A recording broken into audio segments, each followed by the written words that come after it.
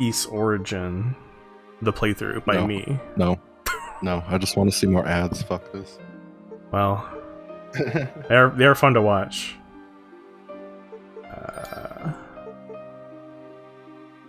So where are we? Flooded prison to the 7th floor of the tower. I wonder how many floors there are.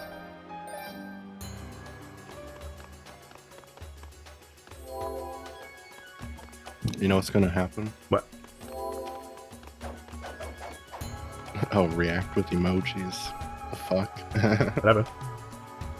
Oh, just shat a bunch of ASET knockbacks onto your stream on Discord. Apparently it has the little particle effect that happens when you do it on Twitch, but now it's on Discord. Cool. Why? I don't know.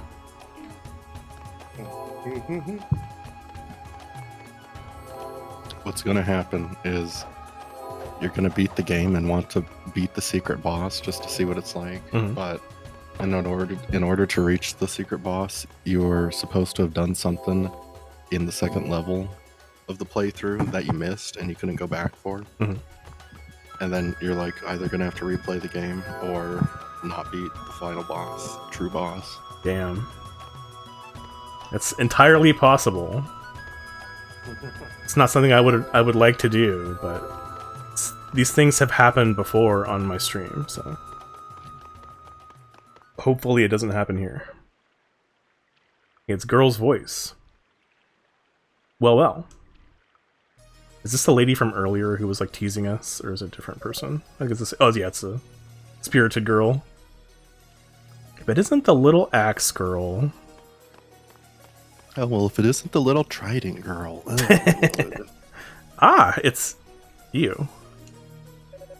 Nice tattoos. If you're here, then I guess you managed to take down the demon I summoned. Yeah, I did. Hey, wait a sec. Does that mean you beat Velagunder too? Oh yeah, I beat the shit out of him. What's a Velagunder? You mean that giant red creature? Yeah, it gave me some trouble, but I managed. I guess Kishigal was right about you after all. Is that the guy that was with her earlier? Maybe? You do pretty good for a dumb hick. Would you please stop calling me that? My name is... Whoa now! I've forgotten your name already, unless I think you're worth my time. I don't give a Pickard's... Pickard's, that's what they were called. A Pickard's ass, what it is. Save the introductions for after our fight. If you somehow manage to beat me, then you can tell me who you are. ... Not that that's likely to happen, of course. Maybe those ugly-ass clothes will look better once I open you up and hang you on the wall. Wow, that's what a sane person says. Yeah. Epona? Wait, what? I thought her name was... Oh, wait, no, we actually didn't learn her name. So it's Epona from Zelda, the horse. I feel like when this character uses hick, it's like a bad translation from Japanese. Yeah. Or it was a bad choice of word for the English translator. A hick. Yeah. She's like just been like a farm girl or whatever, but they need something like derogatory that implies that they're from, you know, a rural area, I guess.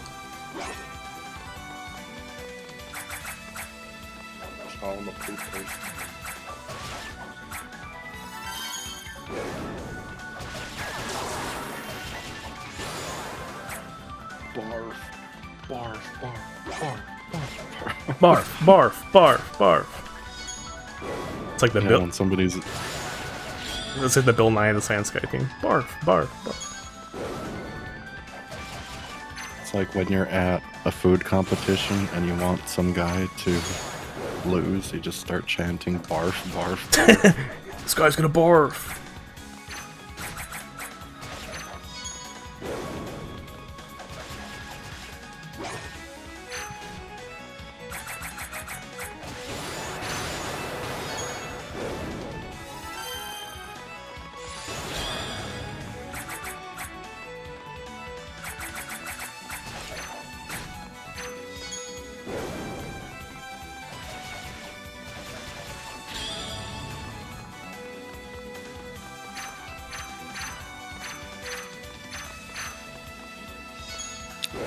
this game just crashed and would not start working again, what would you do?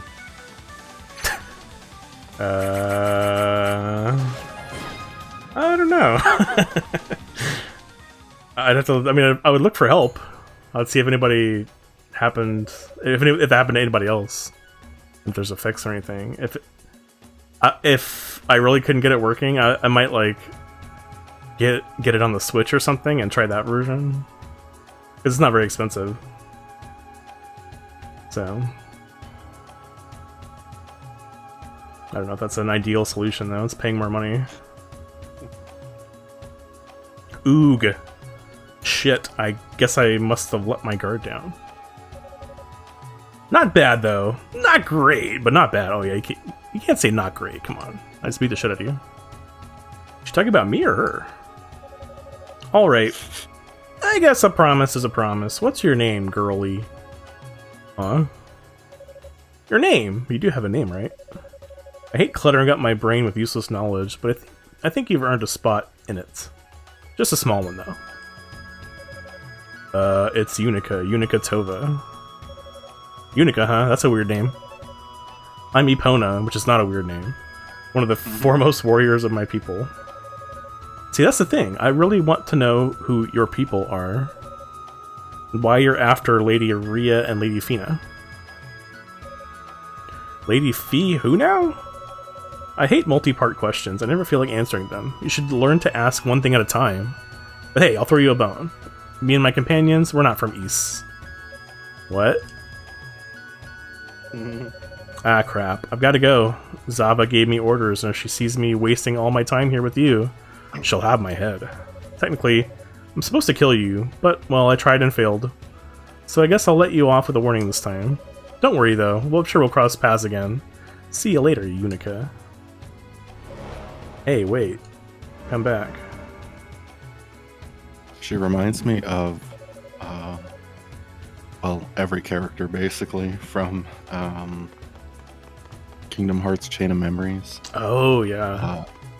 Sora's part, where you're just traversing Castle Oblivion, and everybody has to be secretive and mysterious and eluding Sora's questions about what's going on.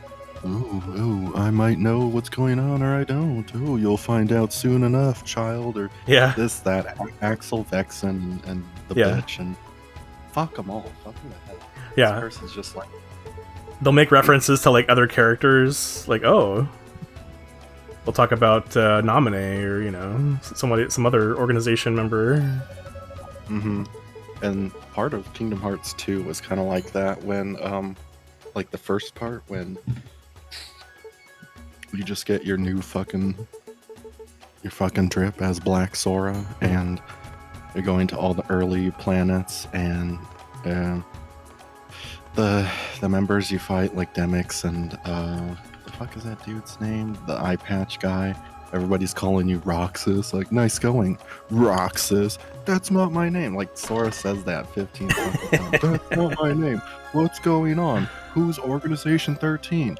This game fucking sucks. Yeah, it's just bullshit. I know. Yeah, I know exactly what you're talking about too. So, okay, so this is the thing that lets us breathe underwater. Oh, and the first part of Kingdom Hearts 2, when you're playing as Roxas, is the same exact shit, because he's all confused about Axel appearing and time stopping and Nominee appearing. He's like, what's going on? And shit my ass. And wow. Yeah. Nomura is a fucking idiot. Yeah. It's like, why is that particular I don't know if you call it a trope or just the way that a storytelling method, or I don't know. But it's very irritating. I guess it's because it feels like the writers are putting a lot of emphasis on something that you don't know what it is or who they are, and it's like there's like an expectation that this thing is meaningful when there's no there's nothing to back it up. Like, you don't know what or who that is. Like, you know. You're just like, tell me why I should care, you know?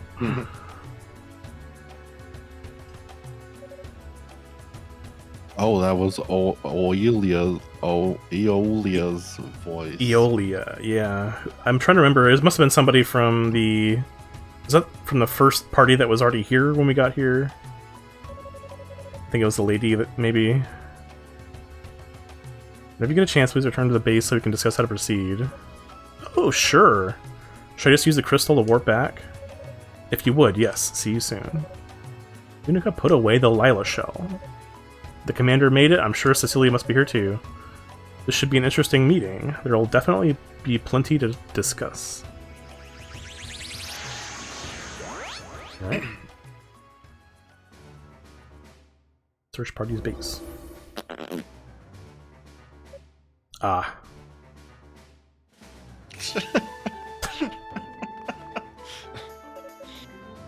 Commander, Cecilia! Oh, look at that beautiful face on Galleon here. Unica Tova. Welcome back. Where have you been, Unica? Yeah, where have you been? As I recall, you were ordered to come back here immediately. Why does everybody look sad? I don't know. Father Superior told me of your request. I understand you've been doing some advanced scouting of the tower. I have, yeah. I'm still not even halfway up, though. Given the scope of the location, I'd hardly expect you to be. In fact, that is the biggest obstacle we face here, I believe. We'd all like to begin searching in earnest, but without a solid strategy, we may as well be walking in circles. Actually, on the subject of searching, we seem to be missing someone else. One of our sorcerers is still unaccounted for. Maybe form a small team to look for him as well. Perhaps. We can't simply abandon one of our own. There's no need to worry about him. Good of you to join us. Oh, you're... It's Sorceress. Allow me to introduce myself. My name is Cadena. Cadena. One of the two. I'm a sorceress of East. I look forward to working with you all on this mission. It's Cadena. I'm Miusha.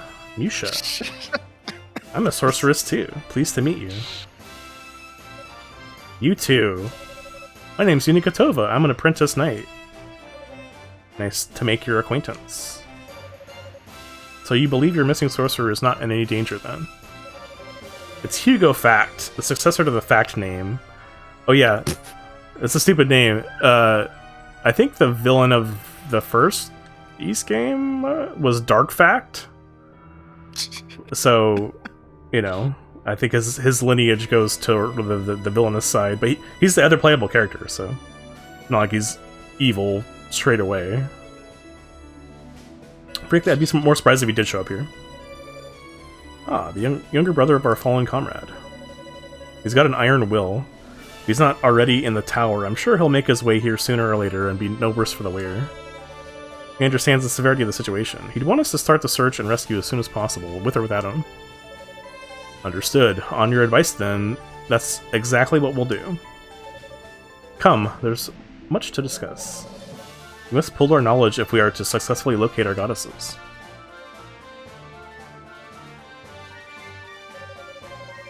I didn't think it possible for the situation to become more urgent than it already was.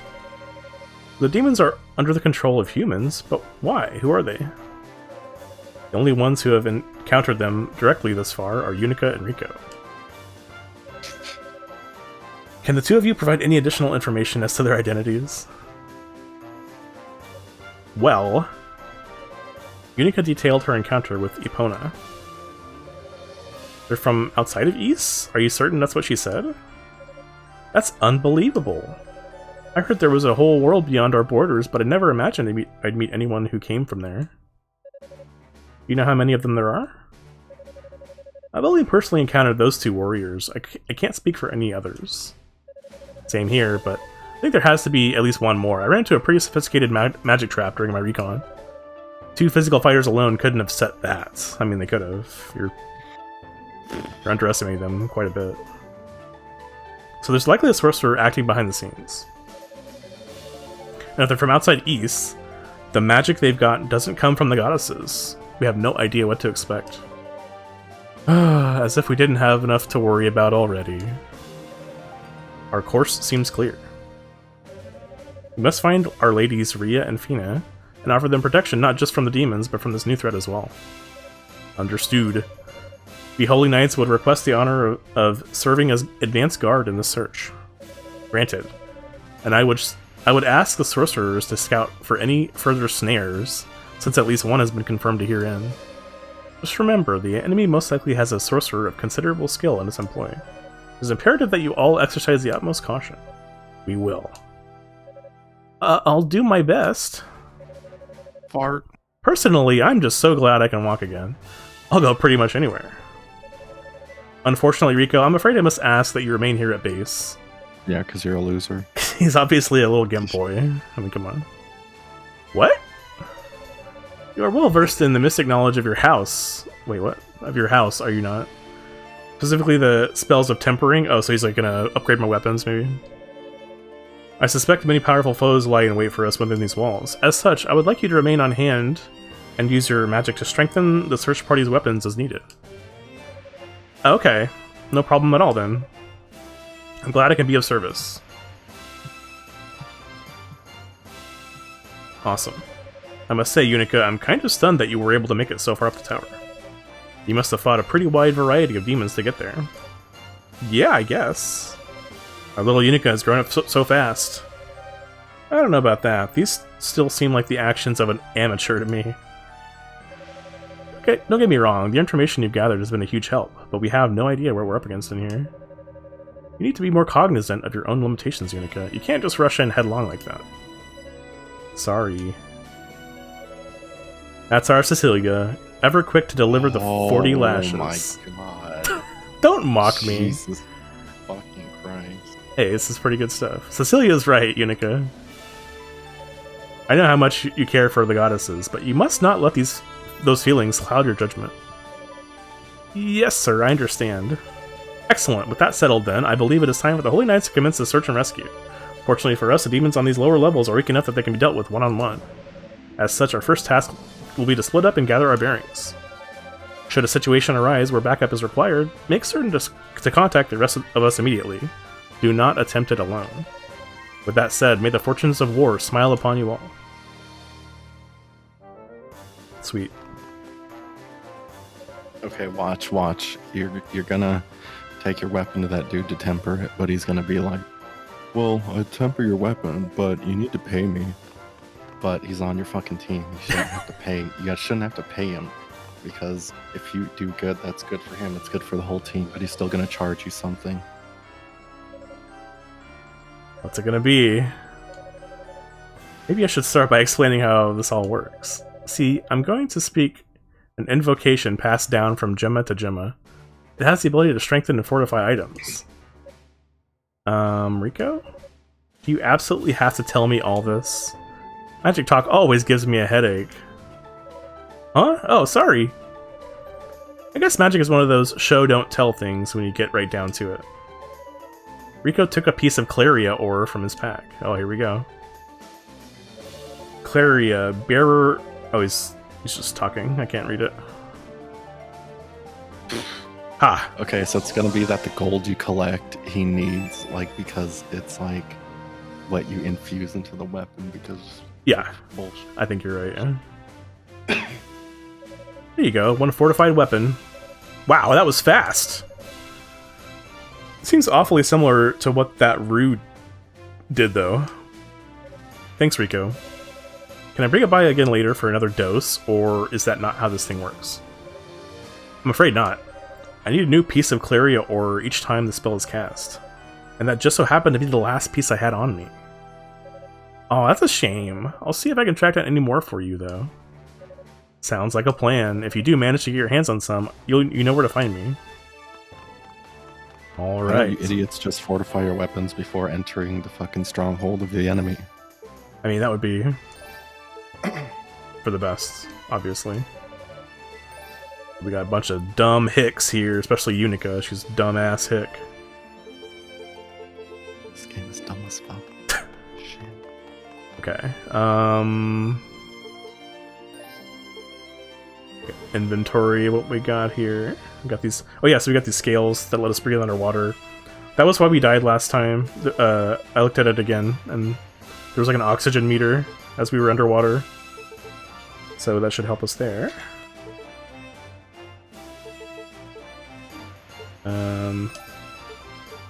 Got some new armor. Weapon is level 3. We got this bad boy. Alright, cool. Why didn't you play these games when they were new?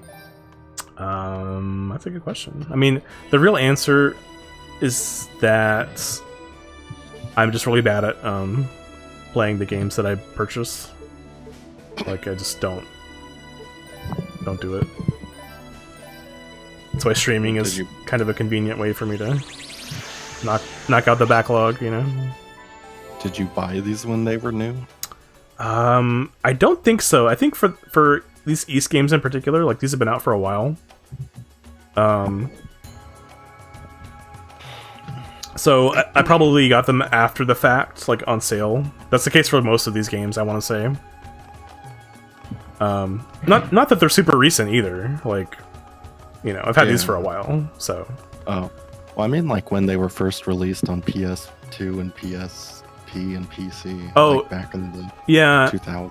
I mean, I guess I got into East like, I don't know, not that long ago. Like, I played the East 1 and 2 on the Virtual Console on the Wii.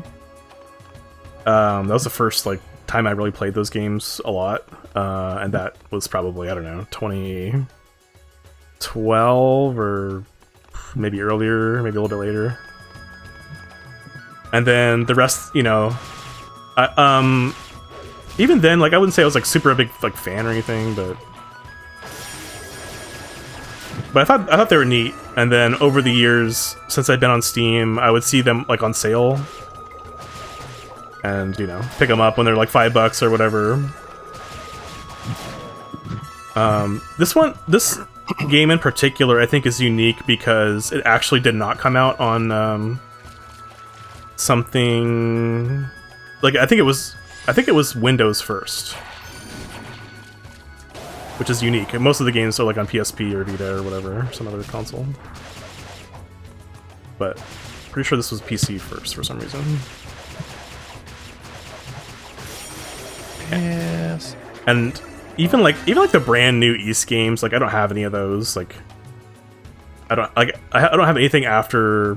I don't have East 7 or 8 or 9. Those are all games that exist now.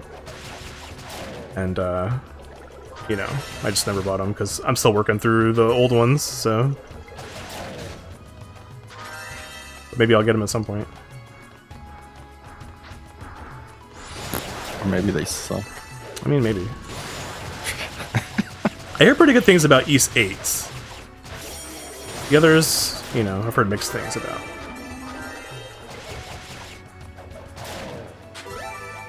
Probably a bunch of bullshit, donkey shit. No, come dog on. shit. They're good. They're really It's good. Shit, dog shit.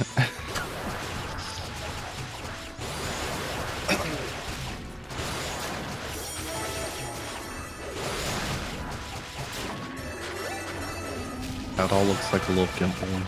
I know, that's what I was saying. Like, this is the last one that had like an alright, acceptable art style. The rest are, the newer ones after this are all pretty much like generic art style. So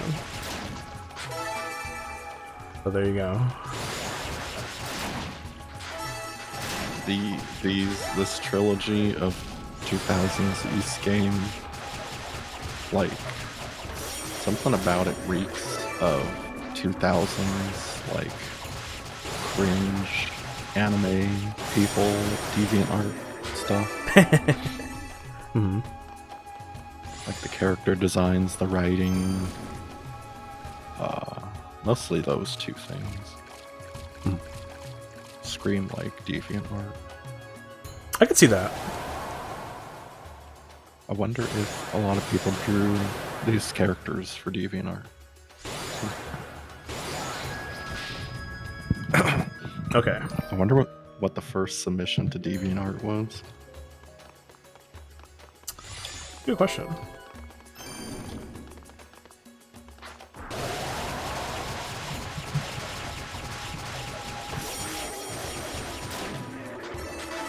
So we can't quite breathe underwater because we died there. So what does this do? It just allows us to breathe underwater for a long time. So... there's gotta be a way to do it though. So I feel like that's where we're being led. It's that underwater section.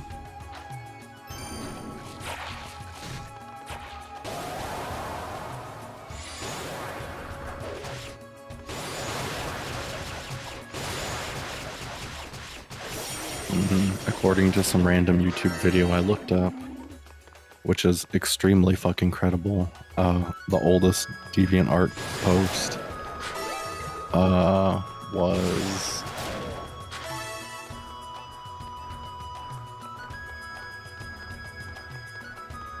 submitted August 3rd, 2000.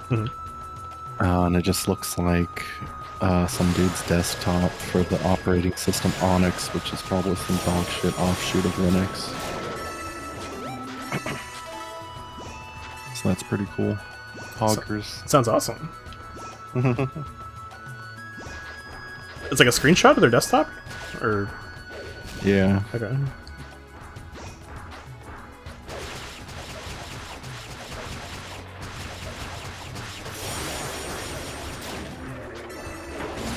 That'd be funny if, like, the first tweet ever was some extremely graphic, pornographic image.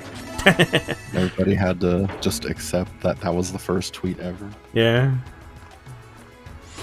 Like, the first tweet was a picture of some dude's penis. It was the creator of Twitter, his penis. He just posted it as a test.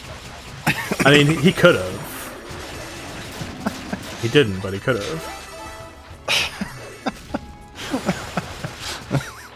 You know? Yeah. Or the first YouTube video is some dude talking about elephants at the zoo and it sucks. But what if instead he filmed one of the elephants taking a shit and posted that as the first YouTube video? I mean, that would be, you know, more akin to what we use these platforms now for now, you know? Yeah. Damn, they only had the foresight, and then BuzzFeed and all these other idiots would have to be reporting on that 20 years later. Exactly, yeah. The first YouTube video was an elephant shitting. Oh, the first YouTube video uploaded is how to delete your YouTube account. That would be cool. So I can't stay above water over here. I'm gonna make this run here. Do we need to dash? Maybe. Oh, I'm dying. Hold on. Get some air here. Nope, you're dead. Dead. Ah! Don't kill me.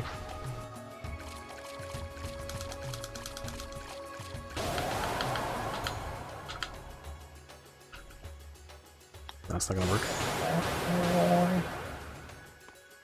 Oh my god. Just, you know what, bro? I'm just timing this dude out. Oh my god. I'm guessing he was gonna say that the devs are bad people. But I don't. Dude has 999 plus messages in your fucking chat. Damn. That's shocking. Just ban him. Has he ever said anything worthwhile? I think I can remember. Oh, he said anger ring. Okay. That's true. Okay, that's one thing. Okay. That's one thing.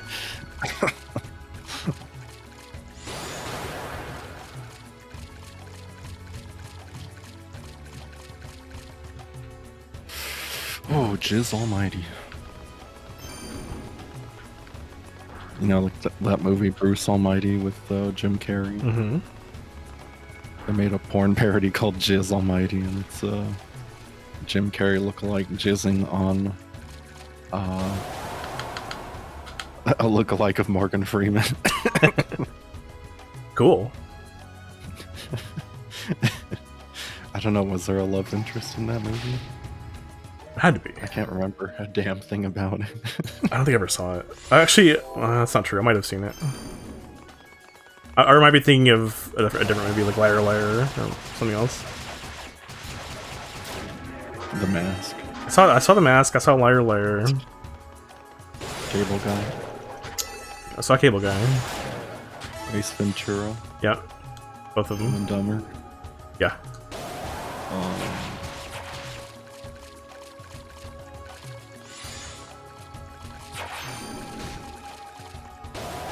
Yeah, that's all he was ever in, and then he died. I saw Eternal Sunshine of the Spotless Mind. Oh, what about Batman Forever? Yeah. I think I saw that. Yeah, pretty sure I did.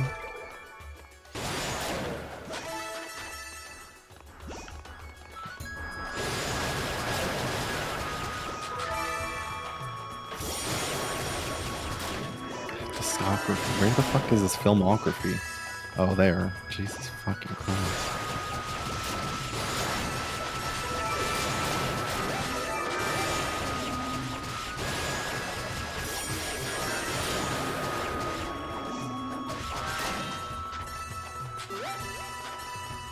Oh, The Truman Show.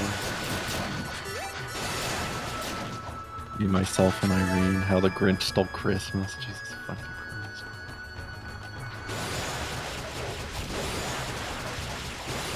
Oh yeah, he was Lemony Snicket. I forgot about that.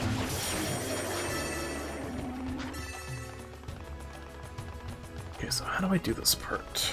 Do I have to spam magic, maybe? Oh yeah, he was fucking Eggman in the Sonic movies. It's true, yeah, I still getting work. No, it's not gonna work. I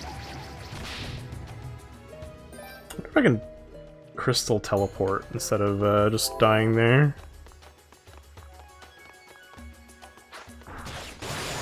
You could use side grenade Angerang combo to generate enough lift to fly over the water. Oh, okay, as long as they don't do it wrong.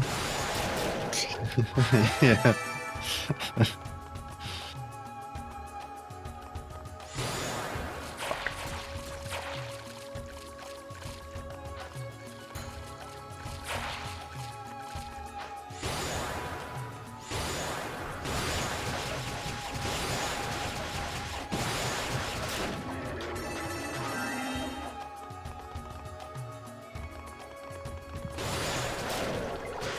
Goddamn, William Shatner is still alive. That's fucking crazy.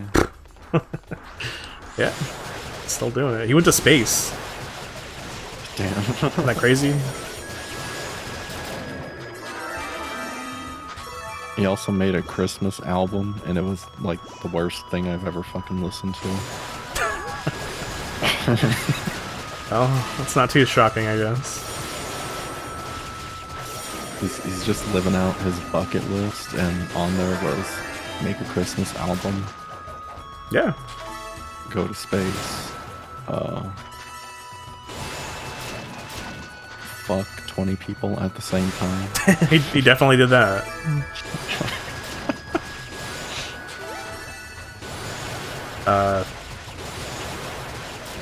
He, also on his bucket list was making everyone think that he hates Red Letter Media on Twitter. So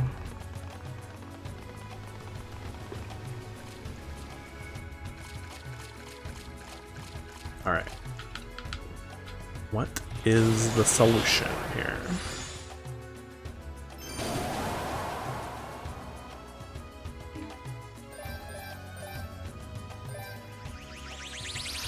I can teleport out, so let me do that instead of just dying over and over. I don't know how to do it.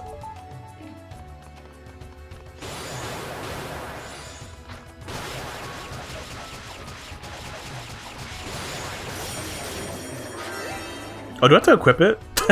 That's probably what it is. Mm-hmm. Okay. I forgot to equip it. I forgot that it needed to be equipped. So do I have infinite oxygen, or no? Maybe it's just really long.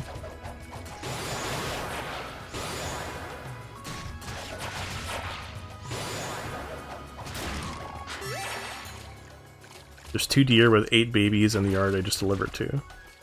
Damn, that's a lot of deer.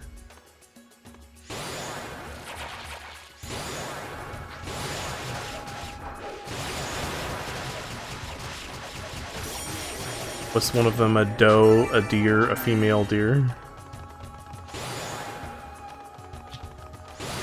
No, all the deer babies were adopted. Oh. It's odd.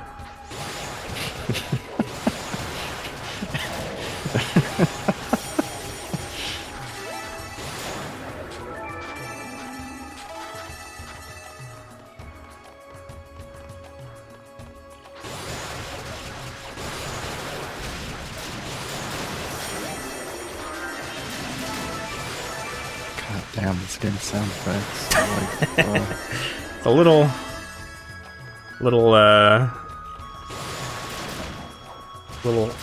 much.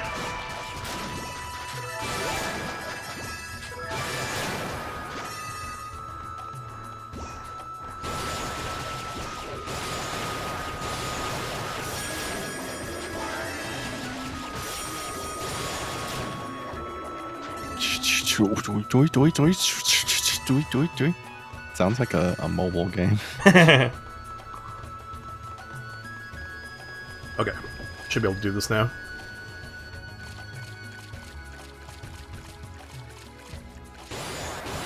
Cacophony. It's such a cacophony in here. So much caca in my ears.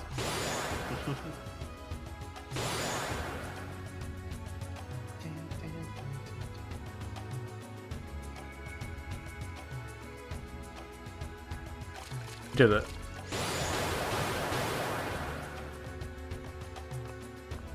Just had to use the item that we got.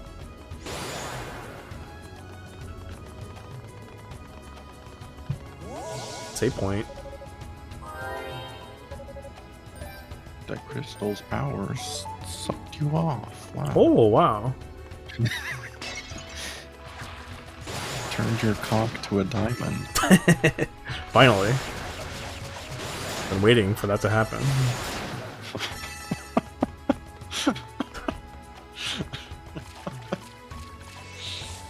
What the hell are these? It's like the spiders in the water dungeon in Zelda Ocarina of Time. Am I right?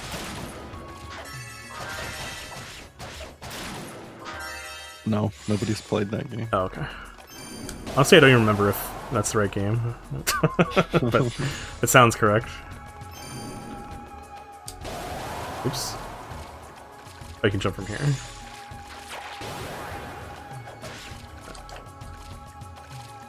God damn. Jizcrates, man. Where's the Wikipedia article on this guy? You're gonna have to make it. Nobody else knows about this guy.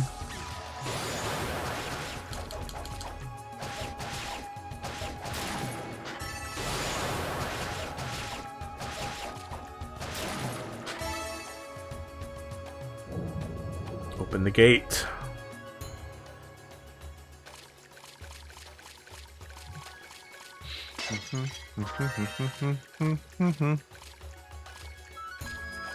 I bet you didn't know condensins are large protein complexes that play a central role in chromosome assembly and segregation during mitosis and meiosis. I actually knew that, but I mean that's still a cool fact for everybody else. So thank you. There, that was your cool random article from Wikipedia. Okay, alright.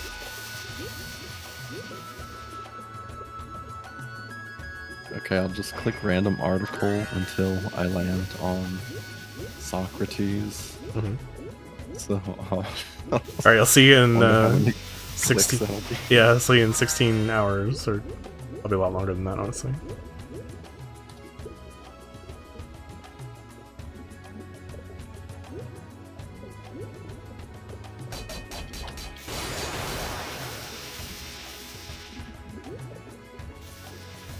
Aw, there's treasure over there. I want to get it. Guruia is a genus of harvestmen in the family Phalangidae. Bet you didn't know that. Yeah, it's pretty cool. That was the whole fucking article. Oh.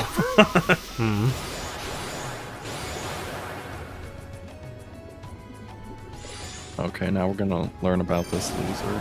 He's got like 5 sentences written about him. Richard Pate was an English Roman Catholic bishop. Born in Oxfordshire, he was a nephew of John Longland. He graduated BA from Corpus Christi College, Oxford in 1523. He studied under Juan Luis Vives at Bruges. He graduated MA in Paris and was Archdeacon of Winchester in 1527 and Archdeacon of Lincoln in 1528. He was appointed ambassador to the Emperor Charles V in 1533. In 1537, he was removed from that position after he had advocated for the legitimate status of Princess Mary, but he was reinstated in 1540. What a fucking little gimp, boy. Fucking simping for Princess Mary. I know. Jeez. She's a princess. She doesn't need simps. He ignored a summons home in late 1540 after letters to him from John Helier were discovered. Damn. Instead, he stayed with the emperor, traveling to Germany and then Rome. From the Catholic point of view, he became Bishop of Worcester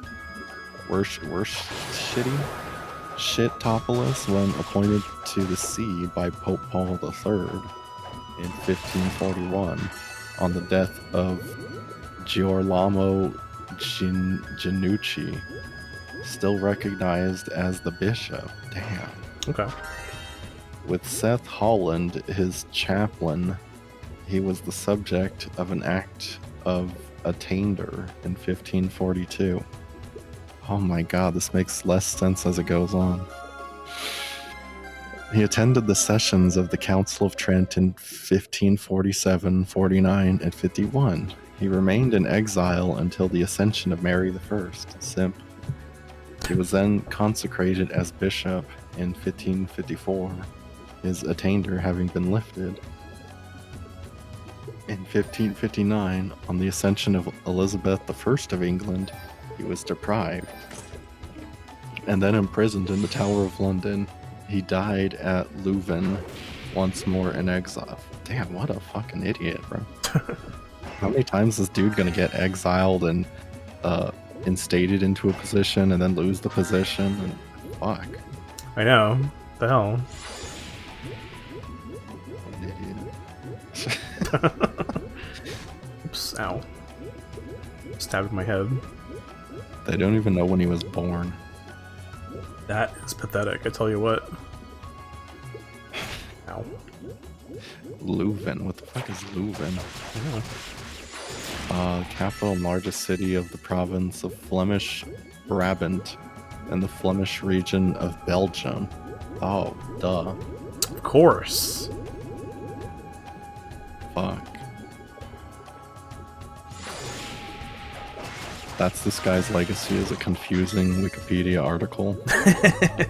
What a shameful legacy.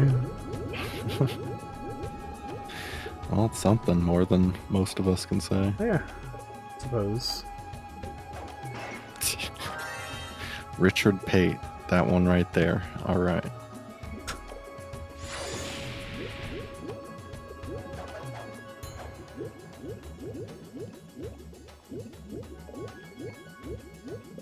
It gave me the 1992 Swiss Indoors Singles seeds, draw, finals, bottom half of indoor tennis, I guess.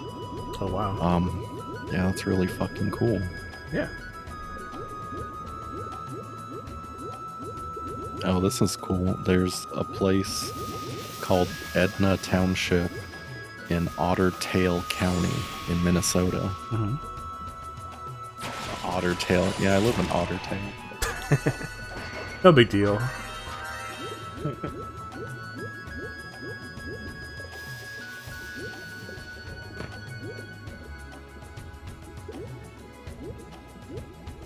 Weightlifting at the 1984 Summer Olympics, men's plus 110 kilograms. Fuck, really cool.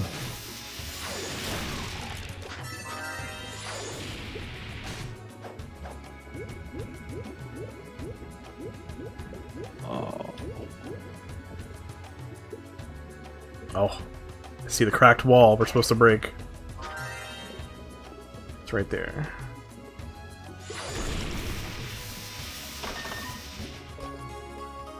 Arthropod Medallion. What the hell is that? It increases your defense. Let's see, what does it do? Medallion found in the flooded prison area. The engraving depicts a many-legged insect creature. Whoops, this is gonna drain my oxygen. We should be careful with that. It doesn't even tell you what it does. Wow. I mean, that's pretty descriptive, right? Looks like a spider or I'll be right something. back. Okay.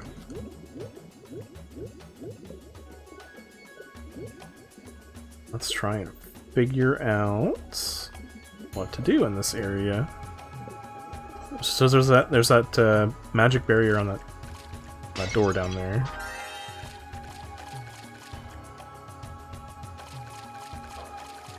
Can we come back here with the arthropod thingy? Does it do anything? Perhaps not. Maybe it doesn't do anything.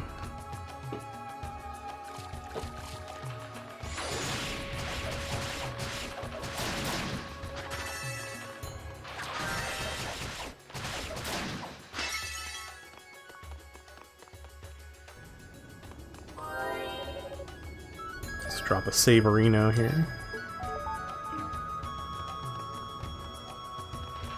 Oh. I feel like it's gotta be something we missed. My instinct is that this medallion's gonna somehow open that sealed door. It did not seem to do anything. I was messing with it just now.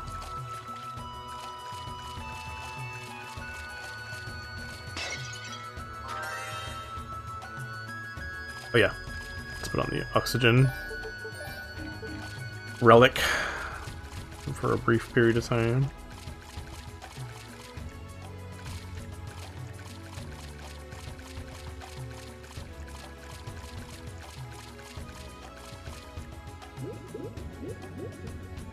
Oh, maybe you have to kill these guys. The glowy guys. Oh, whoa, oh.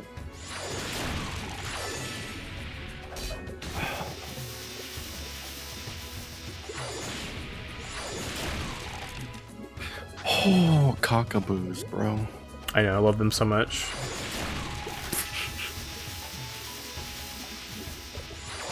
Fucking idiot. It was probably Kevin.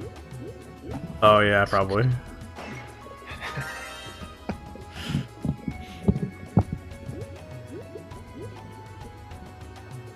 Gotta kill this red glowing guy, probably. Is there another one? There he is.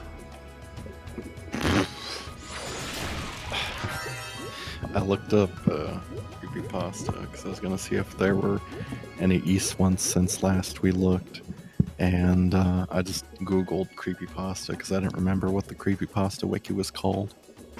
And it showed an image You know how like when you Google something, it shows some images, some text results, blah blah blah, and it showed this image. I'm gonna post it on Discord for you to check out whenever you can. But it's so fucking awful. Let me give it a look here. Let's see. Like, just, why do teenagers have to ruin literally everything? Oh, okay. So they're doing cosplay of like creepypasta characters, I guess. Yeah, it's a bunch of fucking teenagers. Yeah. I don't recognize like most of these guys. I recognize Jeff the Killer. I think that guy's supposed to be Slender Man on the left. The guy on the right looks like the mascot for Anonymous. Oh, yeah. And the others... Beetlejuice? Sure. Beetlejuice, yeah.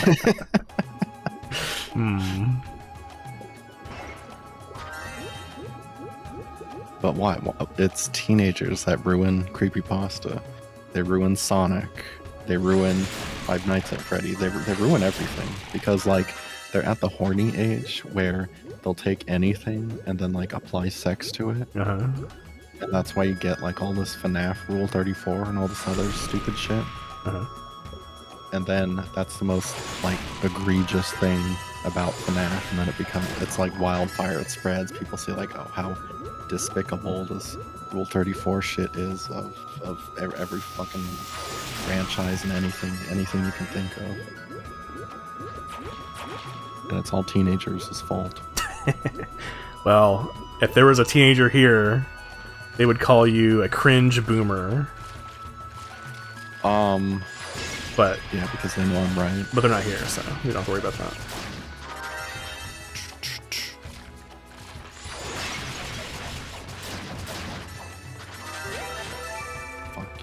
But they are the ones who are cringe.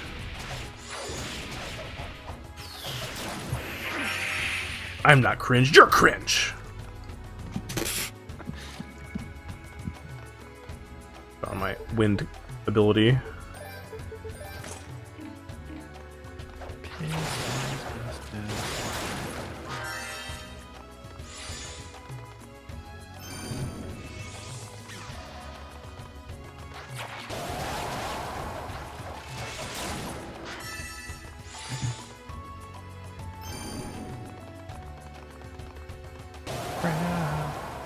And it's even worse because teenagers are at that age where they're more easily influenced socially, given into peer pressure, following trends, seeking advice from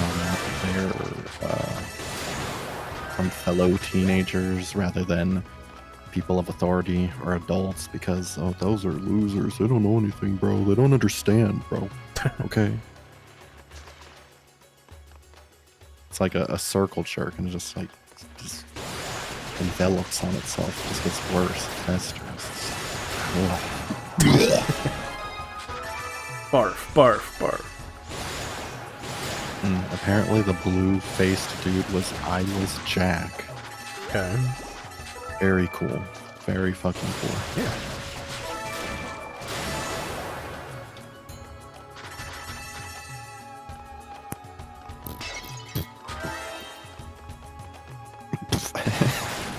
I just see on the front page of the wiki, contest winner, Ghosts of Nutty Putty.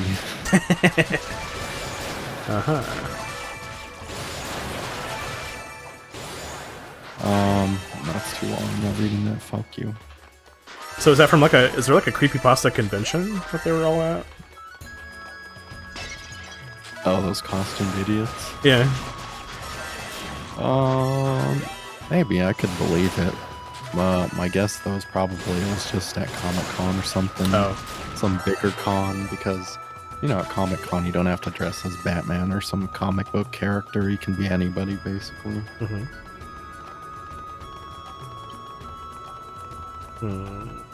Where's this go? I think I want to go elsewhere. The other way first.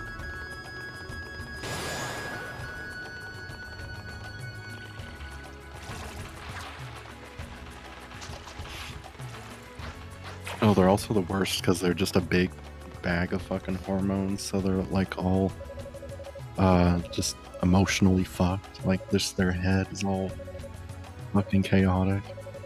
Yeah, that's true. We all remember what it was like to be that age. Shit. Being cringe online.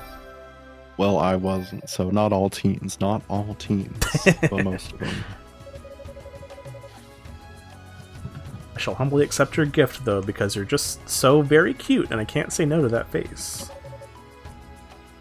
Thank you, Mr. Rue. So he leveled up our Bolt Crash, so we can charge it up now. What does it do if it charges up? You fart. Damn, that was sick. Damn, son, where'd you... Probably just like 1,000,000 damage. Straight out. Oops. Damn, get freaking wrecked.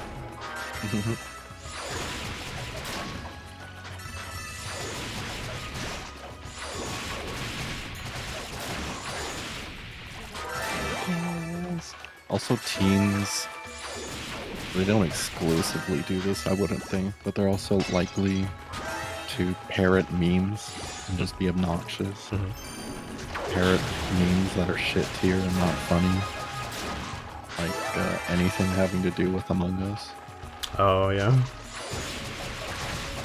And, Planking Challenge, shit like that.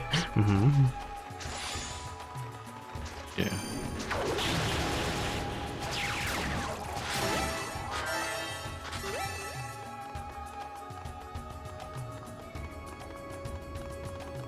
Crap in my ass.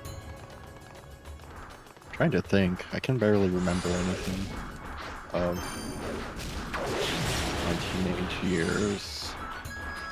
Like day to day, not like specific events. I remember I'd wear band t-shirts because I liked metal music and punk music. I kind of discovered those around that age. But I still do that and I still like the music. So I don't think I was following some fad. I think I was just being myself. Okay.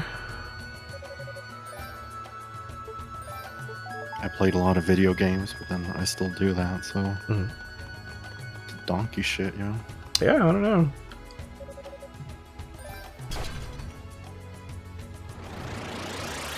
Piss in my pants, yeah. Oh. Yeah, I was like... to think.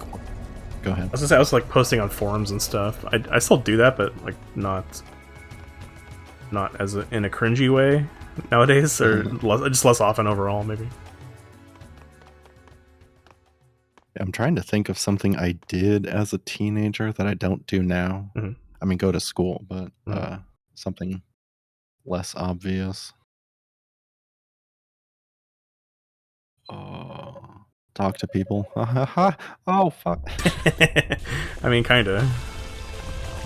Oh, it's Tilger. Oh. Yeah. Naish Tyler? Yeah, something like that. They should have a little pronunciation guide in parentheses under the name. I agree. Makes me wonder what it was called in Japan. It was called Big Ass Worm. It was probably called Doki. That's it. Doki. This is his first form. They can jump on top of him. Yeah, this is East, motherfucker, yeah!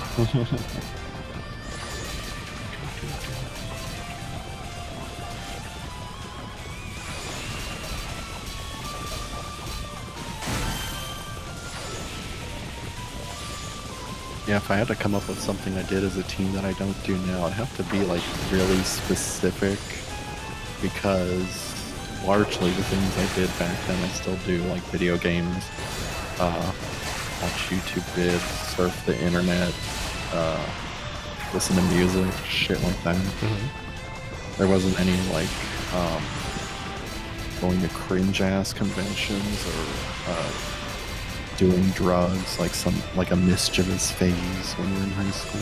Mm-hmm. Like some people cutting class like big assholes. Like if you're one of those people, like I cannot believe this. Cannot believe you would do that. Don't you know that school is important?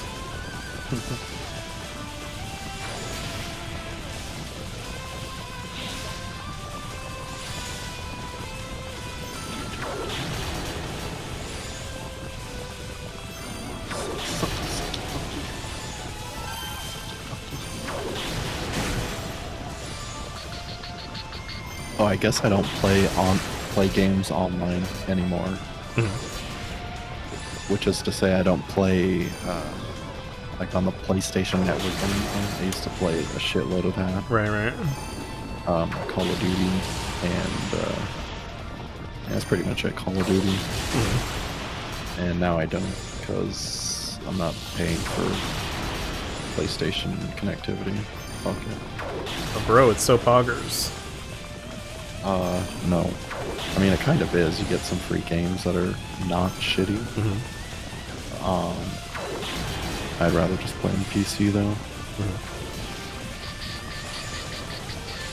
Piss in my ass. Oh.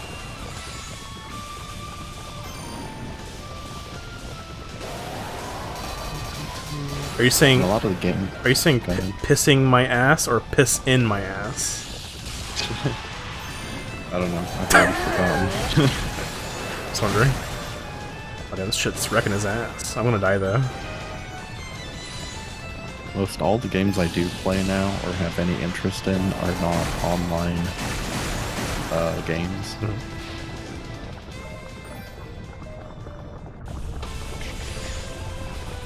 Last game I played co-op, I think, was Daikatana with you. We played Diablo after that, right? Oh, yeah.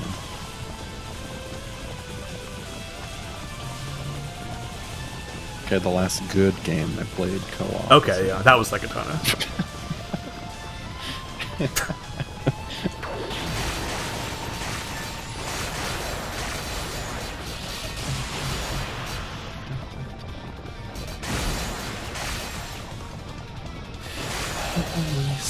Okay, I'm just gonna read this creepypasta. It was under popular pages, so it's gonna be really fucking good and not stupid. Okay, alright, here we go. It's called The Rake, and the accompanying image looks vaguely familiar. Mm-hmm. I'm guessing this is a pretty old one, but it does not say a date. Let me see, view history.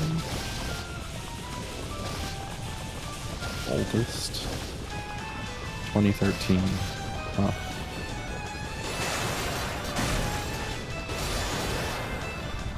See, a page on the Creepypasta wiki might have that as the first commit or whatever it's called, edit for that page on the Creepypasta wiki, but the actual Creepypasta, its circulation might predate that.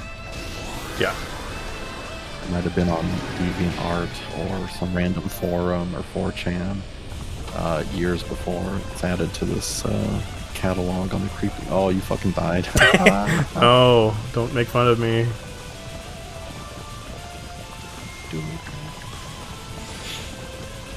Okay, it's called The Rake. It's in categories cryptids, diary stroke journal, memes. That's a good sign. And historical archive. What the hell is that? Older pastas from before or right around the time this wiki was created. Oh, there you go. Most of these are reposts from 4chan's X board, though some of them are even older than that. E.g., licking. There's a creepypasta called Licking.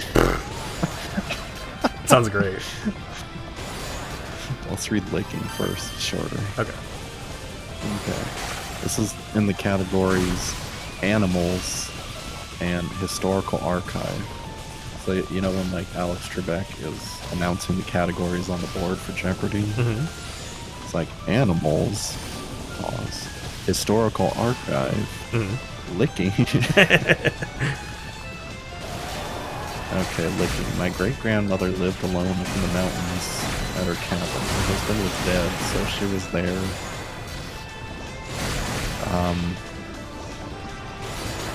Her husband was dead, so she was there all alone. She only had one companion, and that was her loving dog. They both adored each other, and the dog was a great comfort to her. Every night when she went to bed, the dog would lick her hand to let her know that he was there to protect her. One night, she had gone to bed, and the dog had licked her hand, like he had done routinely every night since her husband died. But this night was different. She had woken up in the middle of the night because she heard her dog whimpering. She wanted to comfort him and let her know she was there for him. What do you mean let him know she was there for him? Yeah. So she stuck her hand out by the bed and she felt the dog gently lick her hand like always. She figured it was just cold, so she went back to sleep. The dog's whimpering had woken her up a second time in the night, so she stuck her hand out. The dog licked it, and she went back to sleep, and then he put his fucking dog nuts on your hand, so you'll feel these, bitch. Stop. Stop letting me lick you. This happened a third time, and she stuck her hand out, and the dog stopped whimpering and came and licked her hand. She stayed awake a few moments afterward, and she went back to sleep again. In the morning, she woke up and stuck her hand out by the bed, but nothing licked her hand. She thought that the dog had already wakened and was just in the front room. She rolled over and got out of bed and heard a drip, drip, drip. She thought the sound was coming from the kitchen. So she walked over and turned the handles on the sink faucet, but it wasn't the source of the noise. After frustratingly checking the sink and its pipes, she gave up and continued into her bathroom to take a shower. As she got closer to the bathroom, it was evident that the sound was coming from within the bathroom. She opened the door, looked above the bathtub, and gasped in utter horror. There, hanging from the light by his collar, was her loving companion. His blood was dripping into the bathtub. She screamed and began to cry, wiping her eyes and sobbing. She turned and looked into the mirror. In the mirror, she saw the dog's reflection, and written on the mirror in her dog's blood, with drips and streaks hanging down from each letter, were the words, "Humans can lick too." Nice. I like that. I like the licking. Yeah, it was pretty unsettling. Someone commented, "This is a motherfucking JoJo reference." Oh. Is it? According to your knowledge? I mean, there's a dog in one of the episodes.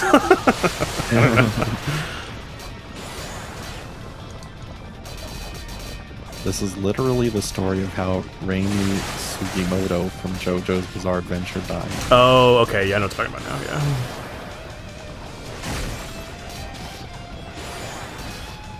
I narrated this creepypasta on my YouTube channel for ASMR purposes. Haha. Pretty short, but I have some longer ones too. Check them out if you enjoy them. Like, comment, subscribe. Thank you very much. Jesus fucking Christ. Alright. Rake time. Mm-hmm.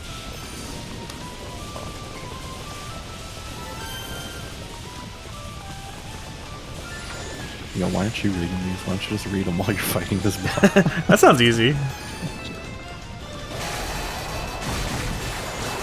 Just have it overlaid somehow, make a window transparent and put it over your East game and just have it scroll automatically. Yeah, that'd be fun.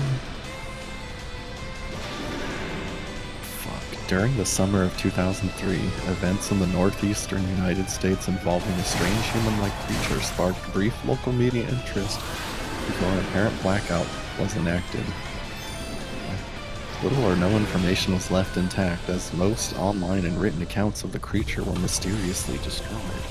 Oh, how fucking convenient.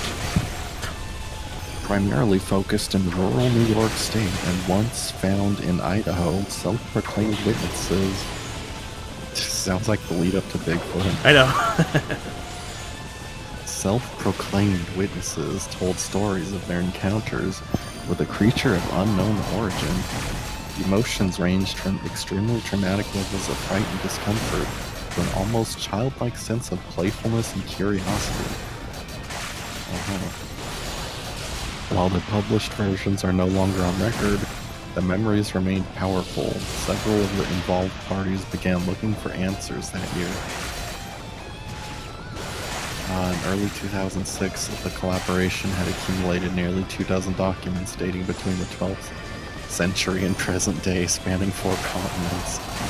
In almost all cases, the stories were identical. I've been in contact with a member of this group and was able to get some excerpts from their upcoming book.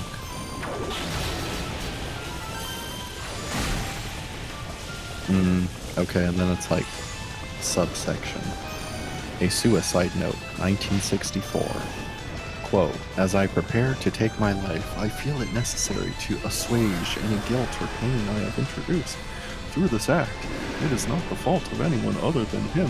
For once I awoke and felt his presence, and once I awoke and saw his form. Once again I awoke and heard his voice, and looked into his eyes. I cannot sleep without fear of what I might next awake to experience. I cannot ever wake. Goodbye.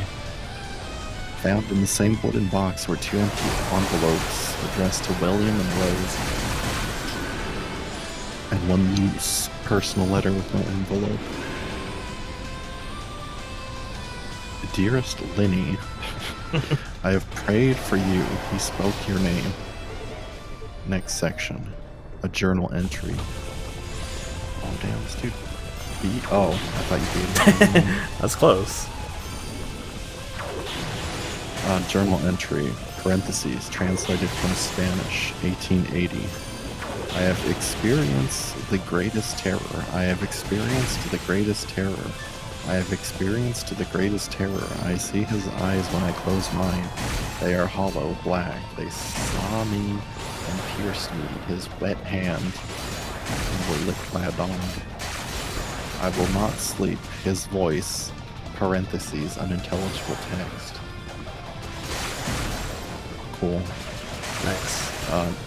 Next account, a mariner's log, 1691. He came to me in my sleep. From the foot of my bed I felt a sensation, like a dog licking my asshole. He took everything. We must return to England. We shall not return here again, at the request of the rage. Next section, from a witness, 2006. God, 3 years ago I had just returned from a trip from Niagara Falls with my family for the 4th of July.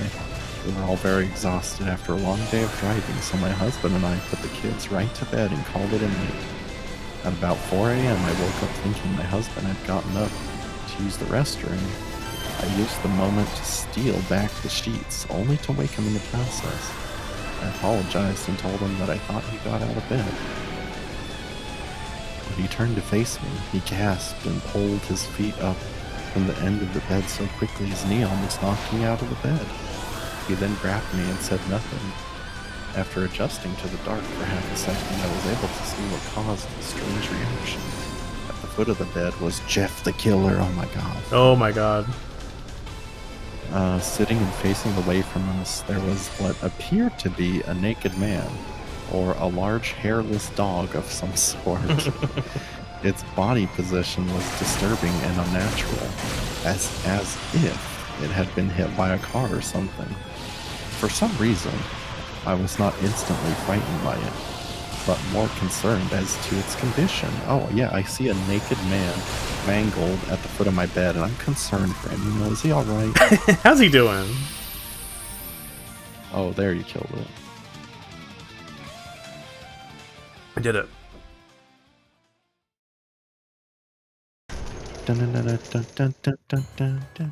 Cool. Let me go back and I never know if they're gonna put a save point ahead of these guys. I'll just go back and save it, and then let's see. We got time to play some more. At this point, I was somewhat under the assumption that we were supposed to help him. What?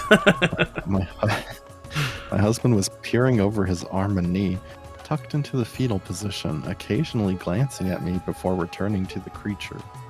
In a flurry of motion, the creature scrambled around the side of the bed and then crawled quickly in a flailing sort of motion right along the bed until it was less than a foot from my husband's face. The creature was completely silent for about 30 seconds. Parentheses, or probably closer to 5. It just seemed like a while. Just looking at my husband. The creature then placed its hand on his knee and ran into the hallway leading to the kids' room. I screamed and ran for the light switch. Oh, now you're not concerned for him, okay. Planning to stop him before he hurt my children. Oh, so you go from, oh, look at this poor naked man to, oh, this naked man's gonna kill my children. Sure. When I got to the hallway, the light from the bedroom was enough to see it crouching and hunched over about 20 feet away. I love these specific numbers. Yeah. He turned around and looked directly at me, covered in blood. I flipped the switch on the wall and saw my daughter, Clara. The creature ran down the stairs while my husband and I rushed to help our daughter. She was very badly injured and spoke only once more in her short life. She said, "He is the rake." Yeah, it's the rake, bro. Oh my god, it's the rake! My husband drove his car into a lake that night while rushing our daughter to the hospital. They did not survive. Being a small town, news got around pretty quickly. The police were helpful at first, and the local newspaper took a lot of interest as well. However, the story was never published, and the local television news never followed up either. For several months, my son Justin and I stayed in a hotel near my parents' house. After we decided to return home, I began looking for answers myself. I eventually located a man in the next town over, who had a similar story. We got in contact and began talking about our experiences. He knew of 2 other people in New York who had seen the creature we now referred to as the rake. It took the 4 of us about 2 solid years of hunting on the internet and writing letters to come up with a small collection of what we believed to be accounts of the rake. None of them gave any details, history, or follow-up. Well, that's really fucking helpful. One journal had an entry involving the creature in its first 3 pages and never mentioned it again. A ship's log explained nothing of the encounter, saying only that they were told to leave by the rake. That was the last entry in the log. There were, however, many instances where the creature's visit was one of a series of visits with the same person. Multiple people also mentioned being spoken to, my daughter included. This led us to wonder if the rake had visited any of us before our last encounter. I set up a digital recorder. You know, one of those digital recorders? Oh, I know. Yeah, digital recorders. They record digitally. Yeah. I.e. a fucking camera. Uh-huh. Near my bed and left it running all night, every night. For 2 weeks, I would tediously scan through the sounds of me rolling around.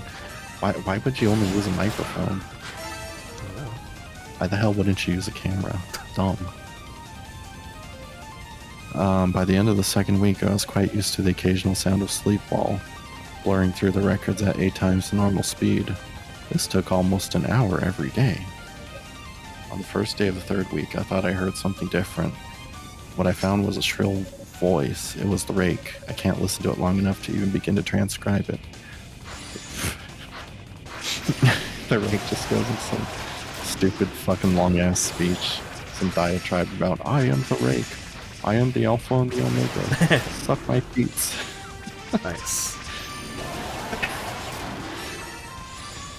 I haven't let anyone listen to it yet. All I know is that I've heard it before, and I now believe that he spoke when he was sitting in front of my husband. I don't remember hearing anything at the time, but for some reason, the voice of the recorder immediately brings me back to that moment.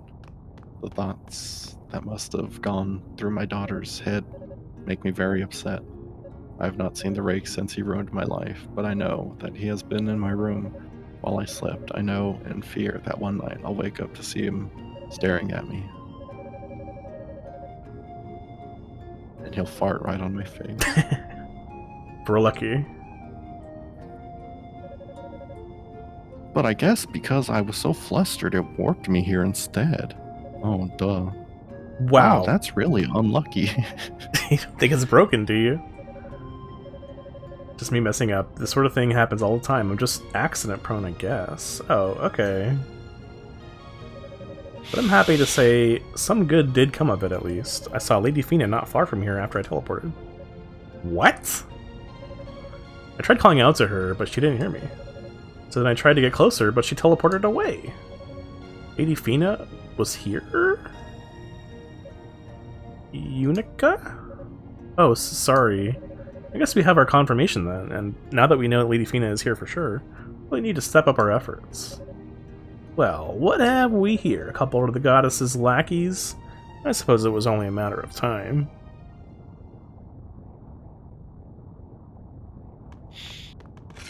Who's this dipshit? Where did you come from? Wait, that outfit. Don't tell me you're... Man with claws. Neither of you looks fit to do battle with even the weakest of demons this tower has to offer. It's fucking Riku. Yeah, basically. Epona wasn't exaggerating. The 6 priests must have been hard up for knights indeed. So you are with those other 2. Were you tailing Lady Fina then? Is that why you're here? So she's been spotted, has she? That's excellent news. She can't have gone far. Oh. I do enjoy it when my enemies divulge information so readily. Oh yeah, that was a pretty bad idea by Unica. My orders are to kill you, but as a token of my thanks, I'll look the other way for now. Wait. If you want my advice, go back to Solomon Shrine. People like you won't last long down here.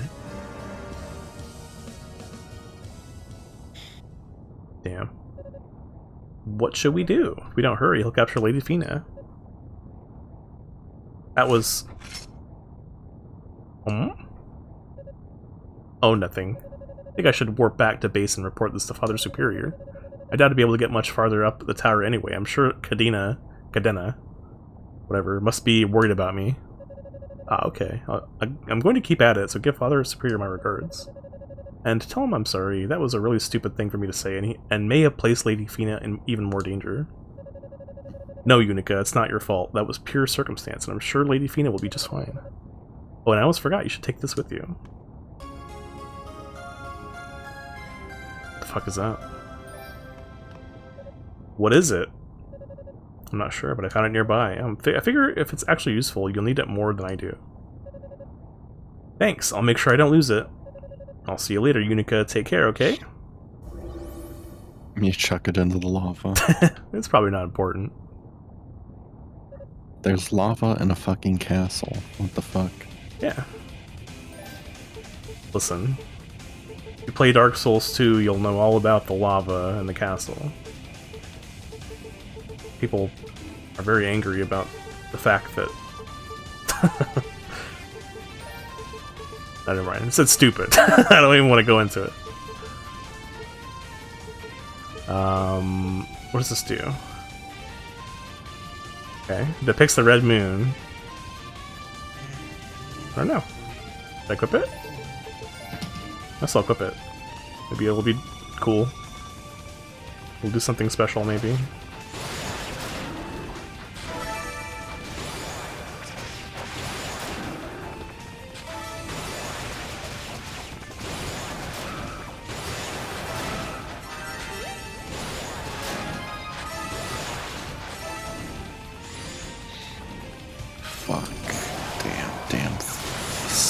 Slut. What? Unica is just a fucking slut, bro. She's a slut for Lady Fina. How would you say that?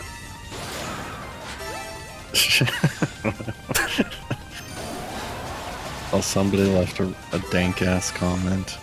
If I use this creepypasta and your mom, I have a decent gardening set, a rake and a hoe. Oh, whoa. Hey, hey-o.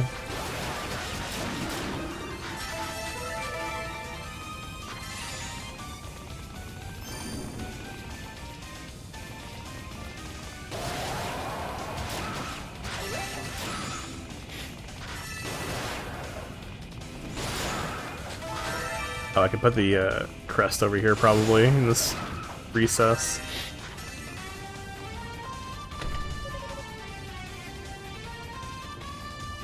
Wow. Look at that.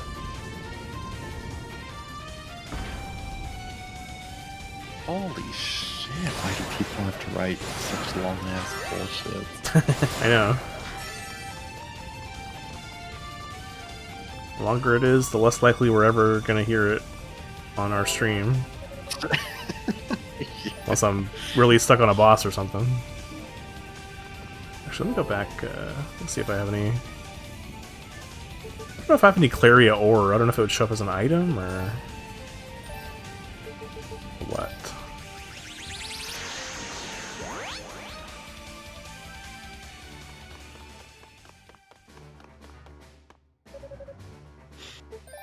Okay, this looks stupid. It's called Time and Time Again. 1965. It was the mid-60s. Yeah, no shit. I was a young performer for a band. This band was called the T-Set. We usually did R&B and some progressive rock. We were usually taken into the London underground music scene during the late 60s. Oh, that wasn't a cutscene. Fuck me. No, I'm just talking to people. Go for it. I was with a few other men and we became a sensation. One day a manager walked up to us and said, "I am a record salesman. I believe your music is amazing. I want to give you your very own album." We were stunned. We would become famous. So we started working on our first album. It was spectacular. My friends and I worked on this. And we got a huge fan base. Everything was fine. We worked on more albums, did concerts, did concerts, dig gigs. We earned money, and best of all, we earned fans. It was great, and the dream went on for a while. You see, I started to use LSD. Oh, we just learned about that. After we earned many fans, I became isolated from my friends, and I was losing hope. My stress was killing me. I had no other choice. I decided to go solo, hoping that people would leave me alone. But no, many people loved it, and I got even more popularity. I was drifting into insanity, a toxic field as it was. My whole life into insanity, but I digress. It was just a small time, but I can get used to it. 10 years passed. My life was losing respect. I did, however, find light in religion, which I was kicked out of, sadly. When the time came, I decided to use something to my advantage. Maybe the band. It was having a party this weekend. I thought I could visit, so I left my house and walked all the way to Battersea. When I got there, the bouncer looked down at me and said, "You are on the list." I asked him if I could speak to the band leader. The bouncer shouted at the band leader and he came over. Oh, hey, my LSD kicked in. I couldn't hear a fucking word.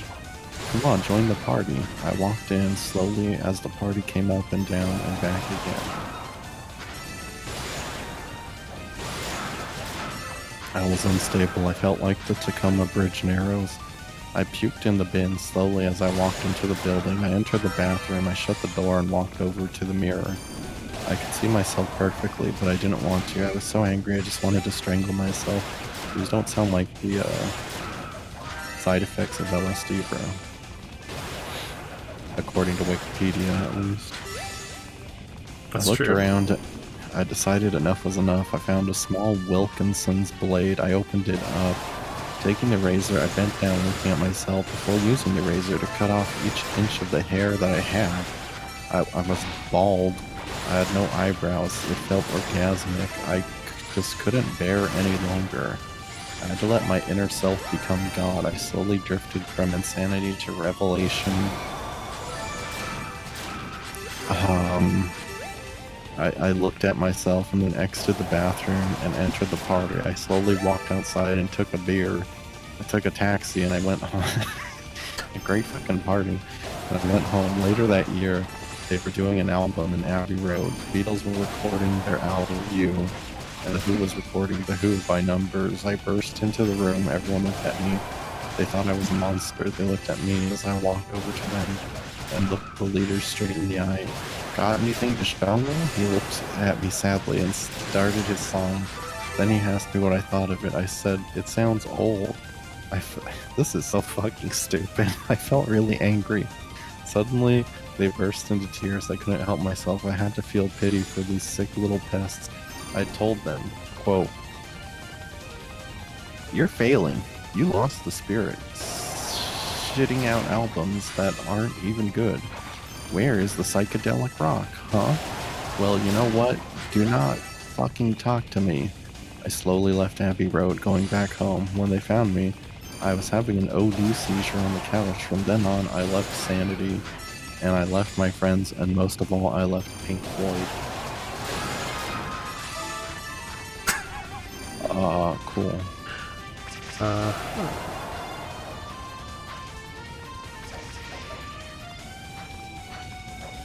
Okay, apparently it has something to do with Pink Floyd and a Syd Barrett. I guess it was some dude, like, writing from the point of view of that person. That was terrible. I mean, like, why? He's like telling people, "Oh, I just decided to go insane," or whatever. Like, what are you talking about? I guess this chronicles whatever Syd Barrett did in 65 and 75 and 75. What did he say? The Beatles were recording on Abbey Road? I don't think they were. I think that's well after their breakup. Damn. Yeah, that was very cringe. That's so bad. Worst of all, though, it wasn't fucking scary, so... Yeah. You missed the entire fucking point of the assignment. F. That's not creepy, like, what the hell? Fucking hell, this dog shit.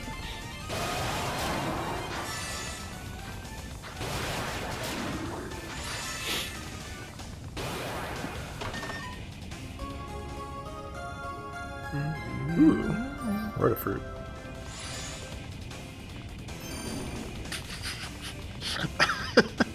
So, wow, this is long as fuck. Holy shit. Oh my god. I'm curious. I'm gonna put this in Word and see how long it is.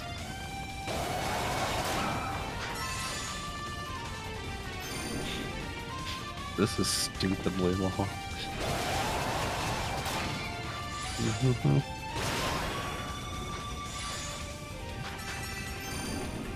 It's 19,000 words. Jesus Christ. Take your friggin' life story for me, will you?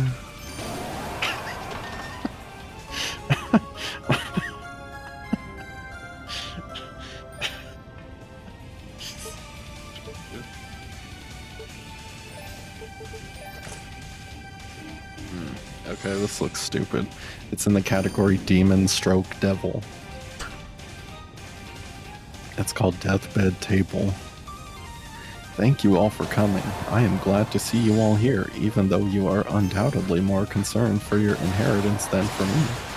I've been a cold-hearted bastard for a lot of years, even more than you know. I can't imagine that you'll ever forgive me for what I've done. So I only ask that you judge my deeds in the proper context. That is why I have called you here, to tell you about my life and my sin, and to explain why one of you will die with me. I grew up in a nothing town in the Arizona desert. Not even a post office, just a school. Well, then there was not nothing. If there's a school, that means it was not a nothing town, so shut the fuck up. Yeah. Just a school, a diner, and the last gas station before the highway to Las Vegas. The only thing I had in the world was my friends. There wasn't much to do, but we had so much fun that I never worried about the future. I remember one night, desperate for anything to do besides homework, we had a game of hide and seek in the cemetery. Oh, we failed to mention cemetery as well. On the count of 10, we flew in all directions. I ran to the back of the graveyard, past the tombs of the city fathers, to a place, I mean, I'd hardly call it a city, to a place where time had wiped away the names of the dead. Searching for the perfect hiding place, I fell over a broken headstone, tore my legs, something awful. Yeah, hear you. Must have left half a gallon of blood in that grave, but they never found me. You're so preoccupied with the hide-and-seek game. Oh, I guess they don't have a hospital, so... Yeah. There's just a dude with a first aid kit. He's the town doctor. Yeah, that's fine.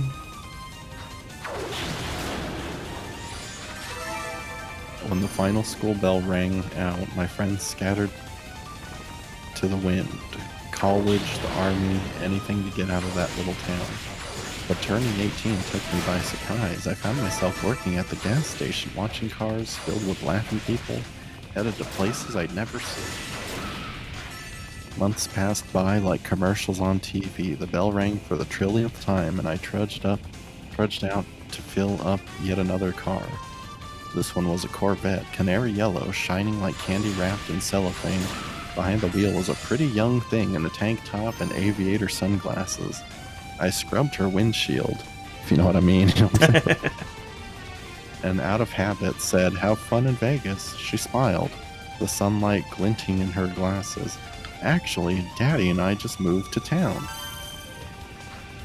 Wow, I did not see that coming. Holy shit. I know. That is a shocking revelation right there.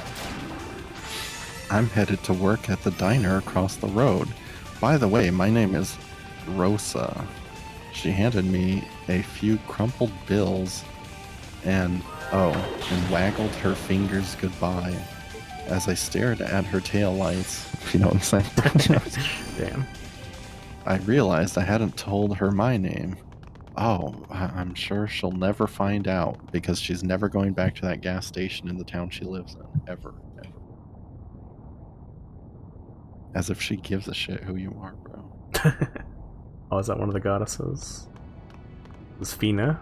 Oh. Lady Fina!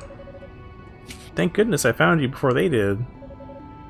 What in the world are you doing here, you stupid asshole?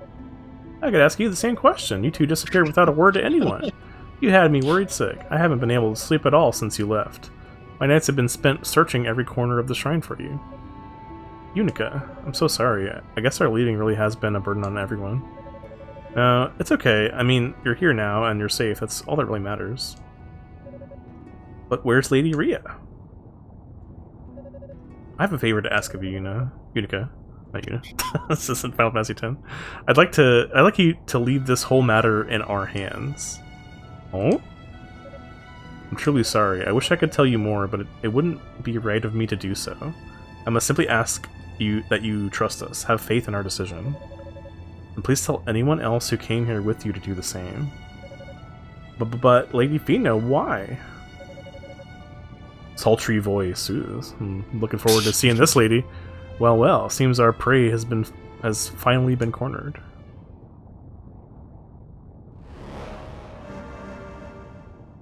Nice.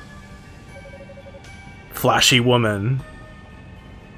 It's a pleasure to make your acquaintance, Goddess of East. My name is Zava. I'm a sorceress. As per Lord Dali's orders, I've come to take you with me. We have business to discuss. Uh-oh.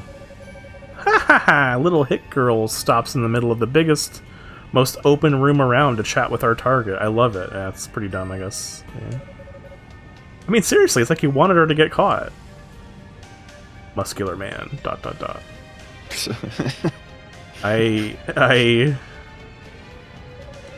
Where's the other one? The half-demon. What, you mean the claw man? He said since we found what we were looking for, he probably wasn't needed here, and then he just wandered off. Hardly appropriate behavior for a new recruit, but no matter. Damn, teleported like 3 feet away. So you must be Lady Fina. Where, pray tell, might we find Lady Rhea? And does she have what we're looking for? Not in a talkative mood, are you?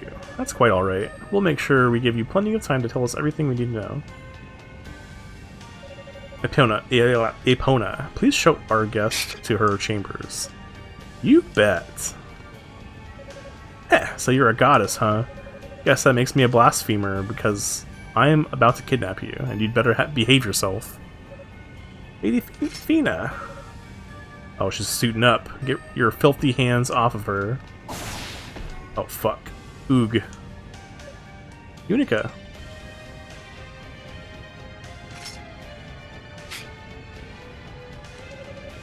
I have a question for you, little girl. Do you know a man named Saul Tova? What? How do you know my dad's name? So you are related then. My name's... I fought him one time in the fucking Clone Wars, and he's my fucking mortal enemy. I think you're saying exactly what's gonna happen here. My name's Kishgal, and I'm the man who killed your father. What? Oh? You killed?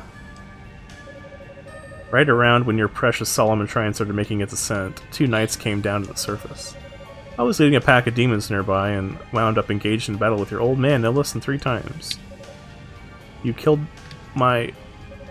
The first time, he was too strong for me. I had to retreat, and the second time ended in a draw. The third time, well, he never got back up again. Oh? How could you, Unica? I'm so sorry. Haha, what delicious drama. Each time I fought him, I felt as if I were getting stronger and stronger, just like Goku. He was the finest offering my blade has ever known. Asterd. Blade, you're carrying a fucking axe. How dare you? Yeah, I mean, I guess it's got kind of a blade on it. Asterd. Asterd, how dare you hurt my dad? Get his ass, Unica. The blood of Tova truly runs through your veins. You should be able to avenge his death. Show me what you can do. Let me savor the moment when life and death meet one more time. Unica, don't. Yeah. Yeah, bitch, yeah. What if that gave her enough anger to just, like, one-hit swipe you from across the room and just, like, slice you down like Cloud Strife with his fucking Buster Sword, just and then you're dead. And he's like, oh shit, I fucked up very badly. And then he falls in half like Darth Maul. That'd be cool. We were supposed to lose there, I guess. I've seen enough. That was pathetic. You're not fit to bear the Tova name. Ulg. Unica. Your father was a respectable mage, and he wielded his great sword as if it were a rapier. AKA his cock. But I expected a worthy opponent out of you, but you're nothing more than a child playing in your daddy's shoes. You're gonna fight him 3 times. Yeah, I think you're right. These pathetic specimens are supposed to be the goddess's protectors, no? This one is clearly just wasting our time. End her, Kishgal. Finish her off. No, please wait. I'll come with you. I won't resist. Just please spare her life. Lady Fina? My, how touching. Have the master and servant formed such a deep bond with one another? I wouldn't have thought this little insect could be worth much of anything to anyone. But no matter. I welcome a peaceable conclusion? Is that a word? To this encounter. Her life shall be spared.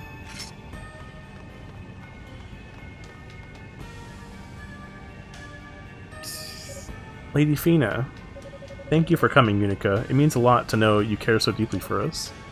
Please Just take this. Pick her up right now and fly off. There you go. You have fucking wings. Why? And you can carry a 70-pound girl. Yeah. Why are they letting her like come over to me and give me something? Oh, it's the harmonica from the intro. Remember? Wait, isn't? Do you remember in East? I don't remember which, but you had this really obnoxious dude who'd follow you around like he was Gary from Pokemon. Oh yeah. Yeah, fucking donkey shit. I know. Yeah, it was so shoehorned in. See, Rhea, please make sure she gets that. I'll have to give this to the other goddess. No, don't go with them, please. Ha ha ha, parting is such sweet sorrow. Come, let us be off. Okay, bye. Oh, just in time. Lady Fina. Ah, I see the Holy Knights have finally made their appearance. Sadly for you, though, it's a bit too late. As much as I'd love to slaughter the lot of you right here and now, there's still much work to be done. I'm afraid I must bid you adieu. Like hell. Oh my god, I can't believe they didn't get there in time. Damn. So close. Unica, you alright? What happened there? Roy. Lady Fina, I'm so sorry.